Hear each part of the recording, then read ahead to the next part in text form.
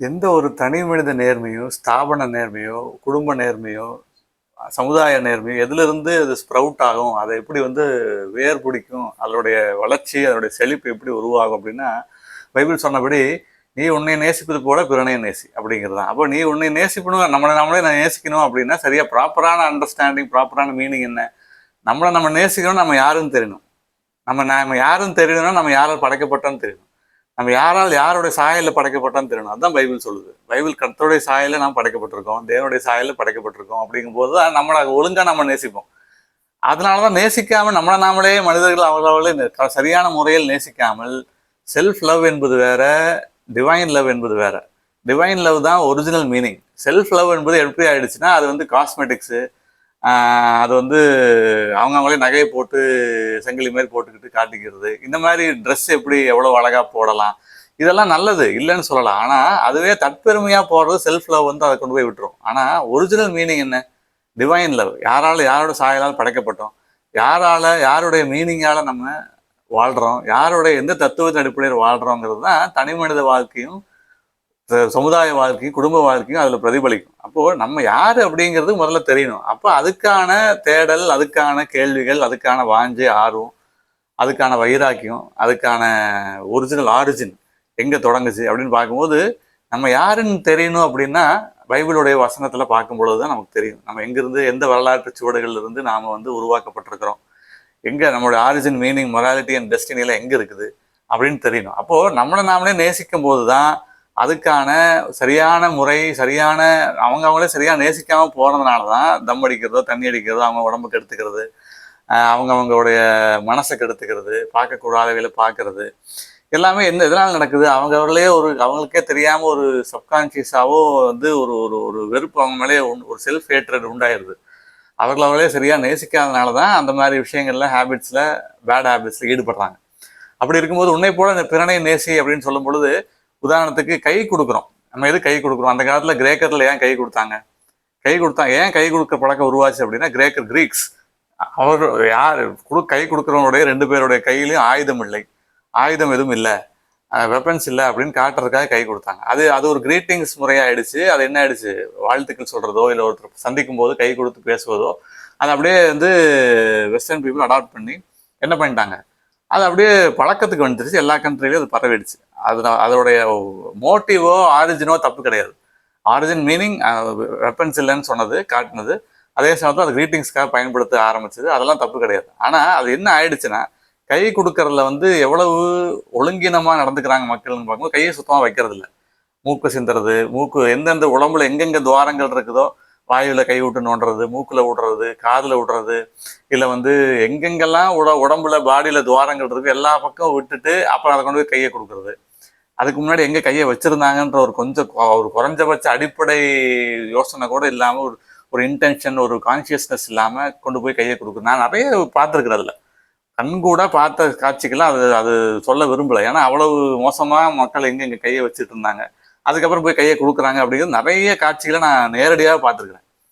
ஏன்னா ஒரு இடத்துல போய் நிற்கிறோம் அப்படின்னா, ஒரு மார்க்கெட்டுக்கு போகிறோம், ஒரு மாலுக்கு போகிறோம், ஒரு பொது இடத்துக்கு போகும்போது நான் அந்த ஹியூமன் ஸ்டடி பண்ணுவேன். மக்கள் எப்படி நிற்கிறாங்க, எப்படி பிஹேவ் பண்ணுறாங்க, எப்படி பேசிக்கிறாங்க, எப்படி அவங்க நடவடிக்கை இருக்குன்றதை வாட்ச் பண்ணுவேன், அப்சர்வ் பண்ணுவேன். அது எனக்கு ரொம்ப எப்படி நம்ம ஆர்னித்தாலஜி பறவைகளை வாட்ச் பண்ணுறோமோ அது மாதிரி ஹியூமன் ஸ்டடிங்கிறதும் தேவைதான். ஒருத்தர் எப்படி நடந்துக்கிறாங்க, அவங்க சந்தேகத்துக்குரிய நபர்களாக இருக்கிறாங்களா, அவங்களால சொசைட்டிக்கு ஏதாவது ஆபத்து இருக்கா, இல்லை அவங்களால அது மாதிரி நிறைய விஷயங்கள் நம்ம வாட்ச் பண்ணுவோம். பேர்ட் வாட்சிங் எவ்வளோ முக்கியம், இதெல்லாம் இருக்குது. அப்போ ஒவ்வொன்றும் ஒரு ஒரு வாட்சிங்க்கு உட்பட்ட ஒரு மோட்டிவ், கரெக்டான மோட்டிவை பார்க்கும்போது அதில் ஒரு விழிப்புணர்வு ஏற்படுது. மக்கள் கரெக்டாக அதை பண்ணுறதில்ல, கை கொடுக்கறதுல ஒழுங்கினமாக இருக்கிறாங்க. அப்போது அதில் ஏன் கை கொடுக்கணும்? அப்போது நான் கொரோனா வர்றதுக்கு முன்னாடியே 2-3 வருஷத்துக்கு முன்னாடியே நான் கை கொடுக்குறத கடவுள் கிருபையால நிறுத்திட்டேன். ஏன்னா இதெல்லாம் என் கண்ணில் பட்டதுனால, கடவுள் உணர்த்தினதுனால. ஏன்னா அதில் அவ்வளோ ஆபத்து இருக்குது. அப்போ கொரோனா வந்துச்சு, அது என்ன சொன்னாங்க அதுக்கப்புறம்? கை கொடுக்காதீங்க, கொடுத்தா பரவுது அப்படிங்கும்போது, அதுக்கு முன்னாடியே பை காட்ஸ் லீடிங் அது கை கொடுக்க வேணாங்கிற ஒரு உந்துதல் இருந்துச்சு, ஒரு லீடிங். அதுதான். பட் கை கொடுக்குறவங்கலாம் கெட்டவங்க, அழுக்கானவங்க அப்படி கிடையாது. தீண்டத்தகாதவர்கள் அப்படிலாம் சொல்லலாம். அந்த மோட்டிவ் கிடையாது. அந்த ஒரு கிளென்லினஸை மெயின்டைன் பண்ணுவதில்லை. அதுதான் அங்கே பிரச்சனை. அப்போது எந்த மாதிரியான உளவியல் சார்ந்த மக்களாக இருக்கிறோம், மனிதர்கள் இயங்குறாங்க, வாழ்கிறாங்க அப்படின்னு பார்க்கும்போது, தாங்க எதுக்காக ஒரு விஷயத்தை காப்பி அடிக்கிறாங்க, இமிட்டேட் பண்றாங்க, அது எதுக்காக உருவாக்கப்பட்டது, அது எதுக்கு நம்ம செய்யணும், கை கொடுக்காம பேச முடியாதா, வெறும் வணக்கமோ ஹாய் சொல்லி பேச முடியாதா?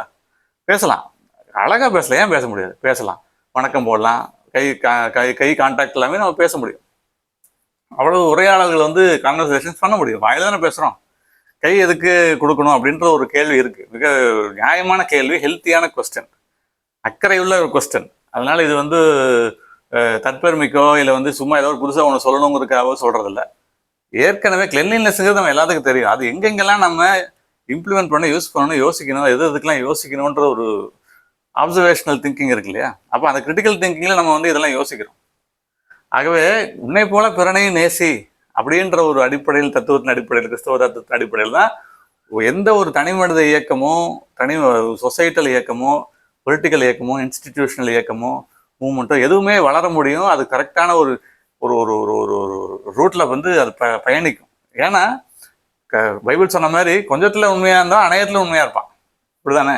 அப்போ தன்னுடைய சக மனிதருடைய ஒரு ஹெல்த்தை வந்து நம்ம பாதிச்சிடக்கூடாது, அதை வந்து நம்ம ஹர்ட் பண்ணிடக்கூடாது, அதை வந்து நம்ம வந்து ஹார்ம் பண்ணிடக்கூடாதுன்னு நினைக்கிறவங்க கைகளை வந்து கொடுக்க அவாய்ட் பண்ணலாம். தன்னோட கைகளை சுத்தமாக வச்சுக்கணும், அடுத்தவங்களுடைய கைகளையும் வந்து அழுக்காக்காம பார்த்துக்கணும் அப்படிங்கிற ஒன்று இருக்குது. ஒரு தும்மும் போது கூட நம்ம சின்ன வயசு சொல்லிக் கொடுக்கப்பட்டது என்ன, கல்வி நிறுவனங்களில் இப்படி தும்மணும், அதாவது உள்ளங்கையில் தும்மணும்னு சொல்லி. ஆனால் அப்படி கிடையாது. அப்படி தும்முனா அது தவறான முறை. அப்படி தும்முனா உள்ளங்கையில் தும்மல் வந்து பட்டுரும், அந்த ஜேம்ஸ் இருந்தால் பட்டுரும், அப்புறம் கை கொடுக்கும்போது பரவும். அப்போ புறங்கையில் தான் தும்மணும், புறங்கையில் தும்மிட்டு தான் அப்புறம் வந்து அதை உள்ளங்கையில் படாமல் இருக்கும், சேஃபாக இருக்கலாம். உள்ளங்கையில் படாமல் இருக்கும்போது ஹேண்ட் ஷேக் கொடுக்கும்போது ஒரு பிரச்சனை இல்லை, அது பரவாது. அப்போ அனாவசியமாக எங்கேயும் கைகளை வைக்கக்கூடாது. ஒரு பஸ்ஸில் போகிறோம், துருப்பிடிச்ச கம்பி இருக்குது, அதில் எத்தனையோ அழுக்குகள் இருக்கும், ஜேம்ஸ் இருக்கும், அதை போய் கையை வச்சு மறுபடியும் அதில் யாருக்காக போய் கையை கொடுக்கக்கூடாது. நிறைய விஷயங்கள், ஒரு உளுந்து வடை எடுக்கிறோம், அந்த கையோட போய் உளுந்து வடை எடுத்து இன்னொருத்தருக்கு இருந்தாங்க சாப்பிடுன்னு சொல்லக்கூடாது. நிறைய சின்ன சின்ன பழக்கங்கள் ரொம்ப முக்கியம். லியோ டால்ஸ்டாய் சொன்ன மாதிரி டைனி மேட்டர்ஸ் மேட்டர் இல்லையா? அப்போ சின்ன சின்ன விஷயங்கள் வந்து அதான் பைபிள் ஏற்கனவே சொல்லிடுச்சு. 2000 வருஷத்துக்கு முன்னாடியே 3000 வருஷத்துக்கு முன்னாடி என்ன சொல்லுச்சு? 3000 4000 வருஷம் சொல்லலாம், சொல்லப்போனால் 5000 வருஷம்னு சொல்லலாம், 5500 வருஷத்துக்கு முன்னாடின்னு சொல்லலாம். பட் நான் ஏன் 2000 3000 4000 ஒவ்வொன்றா சொல்லிட்டே போகிறேன் அப்படின்னா, அந்த ஒவ்வொன்றும் சொல்லப்பட்ட காலகட்டங்கள், அதுக்கான ஹிஸ்டாரிக்கல் பேக்ரவுண்டு, அதெல்லாம் ஒவ்வொரு காலகட்டத்திலையும் ஒவ்வொன்றும் சொல்லப்பட்டிருக்கு, அந்த அந்த கான்டெக்ட்க்கு ஏற்றபடி. அதனால தான் அது ஒவ்வொரு வருஷமாக நான் ஒவ்வொரு மில்லினியமாக அதை நான் வந்து சொன்னேன், 2000 3000 4000 அப்படின்னு. மற்றபடி எல்லா வருஷங்கள்லையும் பைபிளுடைய முக்கியத்துவம் எல்லா மில்லினியா ஓவர் மில்லினியா எல்லா மில்லினியத்துலையும் வந்து பைபிளோட முக்கியத்துவம் ஹிஸ்டரியை ஷேப் பண்ணுறதுக்கு உதவி இருக்கு. அப்போ அதுக்கு அடிப்படை வந்து அன்பு, அன்பினுடைய அடிப்படை வந்து கடவுள், காட் இஸ் லவ். அப்போ நம்மளுடைய நம்மை நாமே நேசிப்பது அப்படின்பது கடவுளிடமிருந்து தான் அது உருவாக முடியும். அப்போதான் சக மனிதரையும் நம்ம உருப்படியாக நேசிக்க முடியும், கடவுளுடைய சாயலை நேசிக்க முடியும், கடவுளுடைய எண்ணத்தில் நேசிக்க முடியும். அதுதான் சிலுவையினுடைய அடையாளம், வெர்டிக்கல் சைன், ஹரிசாண்டல் சைன். அப்போ வெர்டிக்கல் கரெக்டாக இருந்தால் தான் ஹரிசாண்டல் கரெக்டாக மெயின்டைன் ஆகும். அப்போ இதை நம்ம உட்கருத்தாக வச்சுக்கிட்டு தான் நம்ம பயணிக்கணும். வாழ்க்கையினுடைய அடிப்படை அன்பு, அன்பினுடைய அடிப்படை கடவுள்.